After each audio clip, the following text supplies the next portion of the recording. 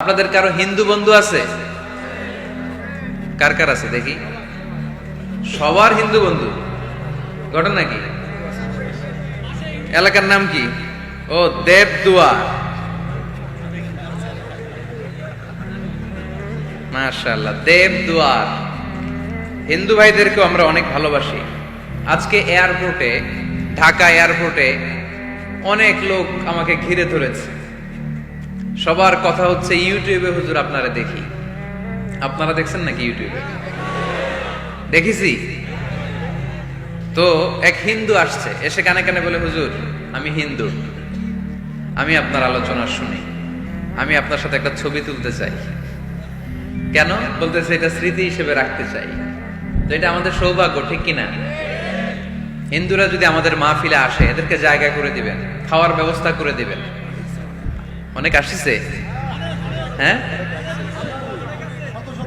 ভিতরে। আমাদের হিন্দু ভাইদের মধ্যে থেকে কারা কারা আসছেন দেখি তো। আচ্ছা, হাত উঁচু করবে না, তারপরে দুই একজন করে ফেলছে, হাত নামান। হয়েছে হয়েছে, না ওঠানোর দরকার নাই, টানাটানি করার দরকার নাই। আলহামদুলিল্লাহ, অনেক নাকি আসছে হিন্দু। আলহামদুলিল্লাহ, আল্লাহ ভাইদেরকে তুমি ইসলামের জন্য কবুল করো। আমাদের মধ্যে যদি ইসলামের সৌন্দর্য দেখে, তাহলে তারাও কালিমা পড়ে মুসলমান হবে, ঠিক কিনা? এবং কোন হিন্দু ছেলে যদি মুসলমান হয়, তার দায়িত্ব আপনারা নেবেন, এবং তার বাবা মার সাথে সেজন্য সম্পর্ক নষ্ট না করে। বাবা মা হিন্দু হোক, কোনো সমস্যা নাই, বাবা মার সাথে সুসম্পর্ক থাকবে, সুসম্পর্ক থাকবে। আল্লাহ রাসূল সাল্লাল্লাহু আলাইহি সাল্লামের স্ত্রী আয়েশা রাদিয়াল্লাহু তাআলা আনহুর বোন আসমা, ওনার মা ছিলেন মুশরিকা। তখন মুশরিকা ছিলেন, এসে আল্লাহ রাসূল সাল্লাল্লাহু আলাইহি ওয়াসাল্লামকে বললেন, ইয়া রাসূলুল্লাহ, আমার মা তো মুশরিকা, আমি তো কালিমা পড়ে মুসলমান হলাম, আমি কি মায়ের সাথে ভালো আচরণ করব নাকি কথা বলবো না?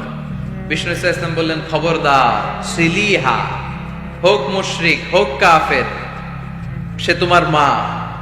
লাউ কাতা'তা জিলদাক, যদি তোমার চামড়া কেটে মাকে পায়ের জুতা বানিয়ে দাও, ওই যে এক ঢোক দুধ খেয়েছিলা, ওই এক ঢোক দুধের সুদ আদায় হবে না। খবরদার, মায়ের সাথে ভালো আচরণ করো। তো কোনো হিন্দু ভাই যদি মুসলমান হন, কোনো অসুবিধা নাই, আপনার আব্বা আম্মার সাথে সুসম্পর্ক রাখবেন, আত্মীয়দের সাথে সুসম্পর্ক রাখবেন। তবে মুসলমানদের মধ্যে থেকে যারা আপনারা পয়সাওয়ালা, ফ্যাক্টরির মালিক, বিজনেসের মালিক, তাকে কর্মসংস্থানের ব্যবস্থা করে দিবেন। We have to extend hour helping hand to him. সাহায্যের হাত বাড়িয়ে দেওয়ার দরকার আছে না নাই? এজন্য তাদেরকে নিয়ে আসবেন বেশি। আমরা চাই আমাদের ইসলামের কথা শুনে, ইসলামের সৌন্দর্য দেখে, বিউটি দেখে তারাও কালিমা পড়ে মুসলমান হোক, ঠিক কিনা? তাদের সাথে প্রথম যেই কথাটা তাদেরকে শোনাবেন, সেই কথাটার নাম হচ্ছে আর রাব্বানিয়া। ইসলাম সম্পর্কে প্রথম যে কথা, ইসলামের প্রথম বৈশিষ্ট্যের নাম হচ্ছে আর রাব্বানিয়া। সবাই বলেন, কি নাম?